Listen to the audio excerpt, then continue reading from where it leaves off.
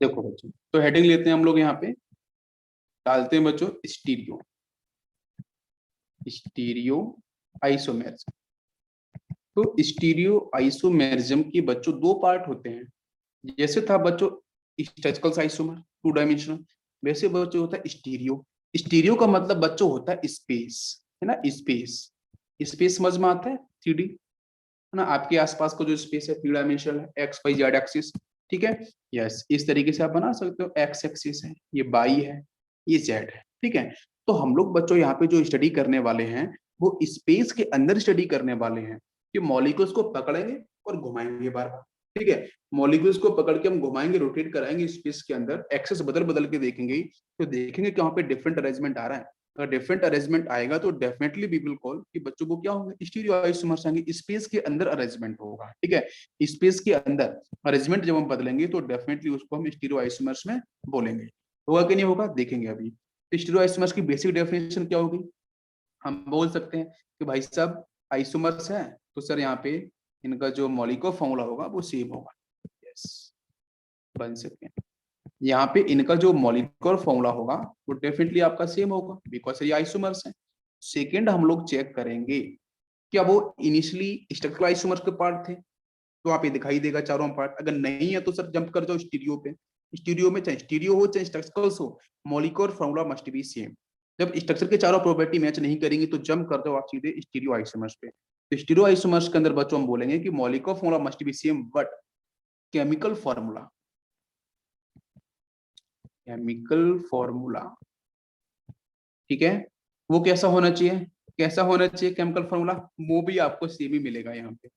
लेकिन स्पेस के अंदर जो अरेंजमेंट है जिसको बोलते हैं स्पेशियल अरेंजमेंट, जो स्पेस के अंदर जो अरेंजमेंट है ना, वो अरेंजमेंट बच्चों कैसा होगा, different. If arrangement will be different in space definitely we will call stereo iso. नाम से स्टीरियो, स्टीरियो का मतलब स्पेस, स्पेस का मतलब 3 डायमेंशनल, और 3D के अंदर जो आपका अरेंजमेंट होगा वो डिफरेंट होना चाहिए भाई साहब। वो डिफरेंट होगा तो डेफिनेटली वी विल कॉल के सर ये आपके स्टीरियो आइसोमर्स होंगे, कोई कंफ्यूजन नहीं। अब इसके दो पार्ट होते हैं। पहला part,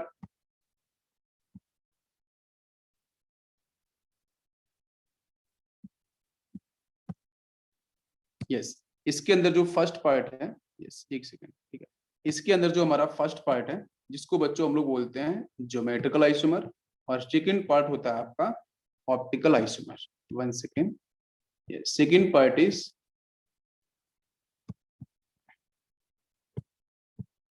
second part is optical isomer. ठीक है, ज्योमेट्रिकल एंड ऑप्टिकल।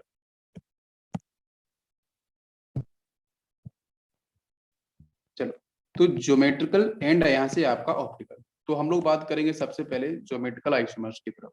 ठीक है, तो फर्स्ट हेडिंग लेते हैं बच्चों हम लोग जियोमेट्रिकल आइसोमर। देखो, मैं ज्योमेट्रिकल आइसोमर बना बना के तो नहीं दिखाऊंगा, लेकिन मैं आपको एक ऐसी ट्रिक देने वाला हूँ जो आपको हमेशा काम करेगी। ठीक है, वो ट्रिक क्या है देखते हैं। देखो, ज्योमेट्रिकल आइसोमर्स की बच्चों कैटेगरी ऑर्गेनिक केमिस्ट्री बहुत होती है, ईजीआर सिस्टम होता है, सिस ट्रांस होता है, सिन होता है। यहाँ पे आपको सिर्फ देना कि दो ही कैटेगरी है। एक बच्चों कैटेगरी होती है सिस कैटेगरी, और सेकंड कैटेगरी बच्चों होती है ट्रांस। ठीक है, सिस एंड ट्रांस। ठीक है, प्लीज ध्यान देना, सिस को बच्चों हम लोग क्या बोलेंगे, जिसमें हम लोग बोलते हैं जब सेम लिगेंड बच्चों ऑक्युपाई हो सिमिलर पोजीशन पे with respect to each other. मैं लिख दूं यहाँ पे, यस, सेम लिगेंड्स प्रेजेंट होने चाहिए, ऑक्युपाई करने चाहिए, ठीक है, सिमिलर पोजीशंस को।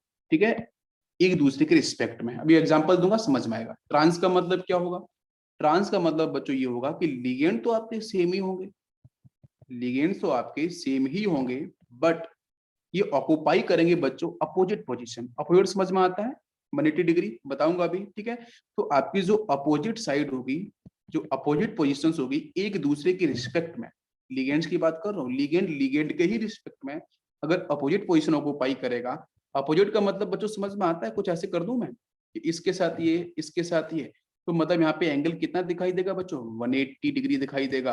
और यहाँ पे सेम साइड का मतलब बच्चों एंगल इज 90 डिग्री दिखाई देगा। क्या आपको मेरी बात समझ में आ रही है, now it is clear. 90 degree दिखाई देगा, यहाँ पे 180 डिग्री दिखाई देगा। बहुत सही, समझ में आ गया। ये आपका ट्रांस, ये आपका सिस। कोई कंफ्यूजन, यहाँ तक किसी बच्चे को?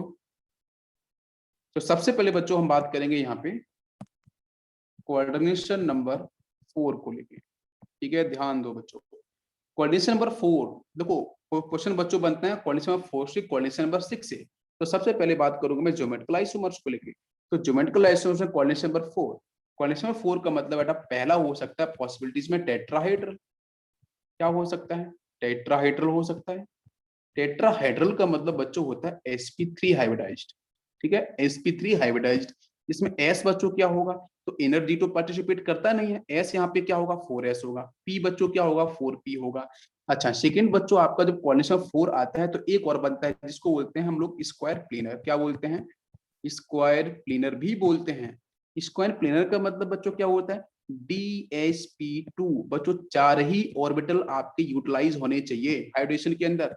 यहाँ भी 4 है, एक S 3p है, यहाँ पे एक D है। ये D कौन सा है? 3D है। ये S कौन सा है? 4s है। ये P कौन सा है बच्चों? 4p है। कोई कंफ्यूजन जल्दी से बताओ मुझे, बिल्कुल नहीं होना चाहिए। ठीक है, अब सुनना बच्चों, ज्योमेट्रिकल आइसोमर जो है ना वो टेट्राहेड्रल स्ट्रक्चर कभी भी शो नहीं करता है।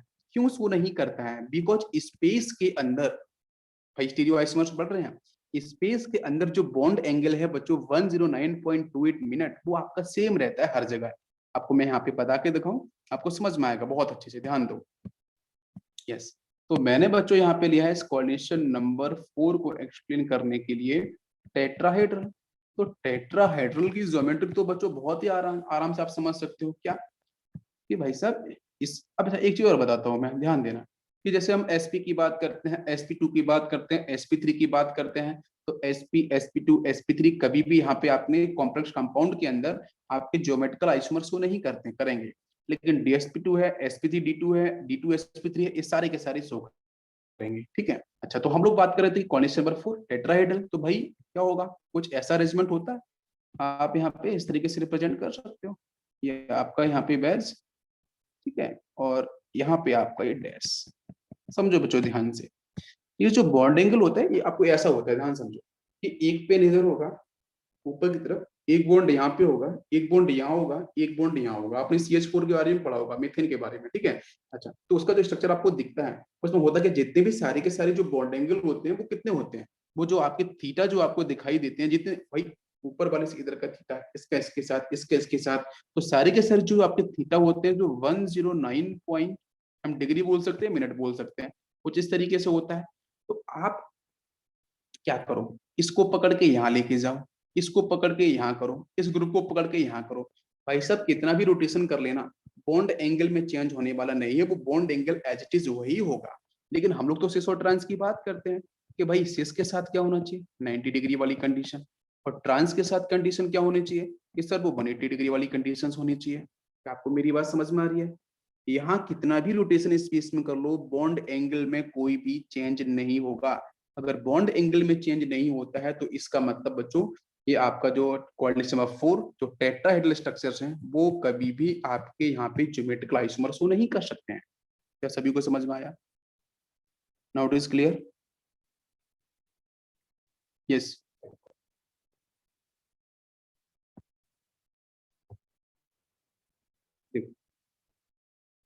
तो सबसे पहले केस में हम लोगों ने देखा कि टेट्राहेड्रल के साथ कोई भी आपको, हाँ टेट्राहेड्रल के साथ कोई भी आपका नहीं होगा। अच्छा सेकेंड हम देखेंगे केस सेकेंड। केस सेकेंड में हम लोग बच्चों बात करते हैं स्क्वायर प्लेनर। देखो ये बहुत ही मजेदार कहानी है बच्चों, मैथमेटिकल पूरा है एक्सप्लेनेशन। एक बार समझ लिया तो जिंदगी भर नहीं भूलोगे, और नहीं समझे तो फिर भूल ही जाओगे। ठीक है, तो देखो कोऑर्डिनेशन हम केस सेकंड की बात कर रहे हैं, स्क्वायर प्लेनर, इसका मतलब बेटा DSP2 के बारे में समझना चाह रहे हैं। ठीक है सर, मैंने बोला था कि अगर इस तरीके का स्ट्रक्चर हो तो सर यहाँ पे तो कोई ज्योमेट्रिकल आइसोमर बनता ही नहीं है। अभी हम लोगों ने देखा बेटा टेट्राहेड्रल, दिस इज टेट्राहेड्रल। लेकिन अगर बच्चों स्पेस के अंदर ना अरेंजमेंट कुछ ऐसा हो, लाइक दिस, ध्यान दो कुछ इस तरीके से, प्लीज ध्यान देना बच्चों। एक यहाँ पे ग्रुप है, एक ए ग्रुप यहाँ पे है, यहाँ पे बी है, यहाँ पे बी है, ये ए है, यहाँ पे बी है, और यहाँ पे बी ऑलवेज प्रेजेंट है। यहाँ पे मैंने क्या किया है, ए को शिफ्ट कर दिया, मैंने कुछ नहीं किया है, मैंने सिर्फ ये किया है, सब पोजीशन को इंटरचेंज किया है। किसके साथ? इसका इसके साथ, इसका इसके साथ। प्लीज बच्चों ध्यान देना। ये जो आपको सामने दिख रहा है ना स्ट्रक्चर है, इसके अंदर जो हाइड्रेशन है बच्चों वो DsP2 वाला है। कौन सा है? DsP2। तो DsP2 जो है ना बच्चों वो कभी भी टेट्राहेड्रली अरेंज नहीं होता है। अरे भाई जो DsP2 जो स्ट्रक्चर्स हैं वो कभी भी अगर 3D पार्टिसिपेट करेगा तो वो कभी टेट्राहेड्रली अरेंज नहीं होगा स्पेस के अंदर, वो इस तरीके से अरेंज नहीं होने वाला, वो अरेंज ऐसे होगा। आपको मेरी बात समझ में आ रही है? भाई साहब प्लेनर लिखा है ना, तो देखो स्क्वायर के साथ प्लेनर, प्लेनर का मतलब एक ही प्लेन पे आपकी टेबल के ऊपर ए बी सब प्लेन के ऊपर है, टेबल के ऊपर रखे हैं, तो टेट्राहेड्रली तो होगा नहीं कि एक ऊपर एक नीचे है, एक इधर है एक इधर है, ऐसा तो होगा नहीं। ठीक है, यहाँ पे कुछ इस तरीके से मिलेगा। तो देखा आपने ए के सामने ए है, भाई इस ए के सामने ए है, एंगल इज 180 डिग्री, बी के सामने बी है, तो हम बोल सकते हैं कि दिस इज ट्रांस अपोजिट है, 180 डिग्री दिख रहा है। यहाँ पे ए के साथ ए देखो 90 डिग्री, बी के साथ बी देखो 90 डिग्री, तो ये आपका ये क्या हो जाएगा, ये आपका शेष हो जाएगा। बात समझ में आ रही है? मैं बेसिकली एक्सप्लेन करना चाह रहा हूँ कि टेट्राहेड्रल जो पोजीशन है वो sp3 वाली है। तो टेट्राहेड्रल वाले हमारे ज्योमेट्रिकल आइसोमर्स शो नहीं करते हैं, क्यों? क्योंकि स्पेस के अंदर क्या होता है, वो आपके प्लेन के कुछ ग्रुप नीचे होते हैं, एक ग्रुप एक प्लेन के ऊपर होता है, दो प्लेन के ऊपर होते हैं। ठीक है, लेकिन स्क्वायर प्लेनर में नाम है प्लेनर है, प्लेनर, तो प्लेन पे ही रखे होंगे सारे के सारे। तो उनकी हम पोजीशन अगर इंटरचेंज करेंगे स्पेस के अंदर तो हमें नया एंगल दिखना चाहिए, 90 डिग्री से 180 डिग्री दिखना चाहिए, हमें 180 डिग्री से 90 डिग्री दिखना चाहिए सेम ग्रुप के बीच में। डेफिनेटली वी विल कॉल कि वहां पे आपको मिलेगा geometrical isomer. Now it is clear, very easy, समझ में आ गया सभी को? यस। तो अब इस स्क्वायर प्लेनर के अंदर कुछ केसेस बनते हैं। वो केस में बेटा कुछ केसेस में सबसे पहला केस आता है ME4 टाइप। ठीक है, तो ME4 को अगर मैं रिप्रेजेंट करूं तो ये कैसे बन सकता है? सेंट्रल एटम यहाँ पे M हो गया। भाई हम स्क्वायर प्लेन की बात कर रहे हैं, DsP2 की बात कर रहे हैं, सारे के सारे जितने भी पॉसिबिलिटीज है उनको लेके, तो 4 लिगेंड है यहाँ पे, E का मतलब लिगेंड है, M का मतलब सेंट्रल मेटल है, तो यहाँ पे जोड़ दो स्क्वायर प्लेनर, ए जोड़ दिया मैंने, बिल्कुल सही, जोड़ दो। इस तरीके से हो गया स्क्वायर प्लेनर। क्या आपको यहाँ पे कोई ज्योमेट्रिकल आइसोमर बनेगा? पहचानो ध्यान से, इस ए को घुमा के यहाँ लेके जाओ, करके देखो, बाकी और को भी घुमा के देखो। एक्चुअली यहाँ पे पेयर कौन कौन से बन सकते हैं? ए के साथ ए एक पेयर बन सकता है, दूसरा ए के साथ ए पेयर बन सकता है, तो भाई साहब दो ही पेयर बन सकते हैं, भाई चार है ना ए। तो देखो जब पेयर में ना सेम लिगेंड होते हैं तो हमारा ज्योमेट्रिकल आइसोमर कैंसिल हो जाता है। आप ए को इस ए में यहाँ पोजीशन चेंज करो तो भाई जो बॉन्ड एंगल में चेंज कुछ भी नहीं होगा, बिकॉज ए आपके सेम है, तो इसका मतलब यहाँ पे मिलेगा no geometrical isomer, no GI, no geometrical isomer. ठीक है, तो इसको आज हम लोग यही फिनिश करते हैं, बाकी बाकी सारे केसेस के बारे में कल पढ़ेंगे। Thank you students.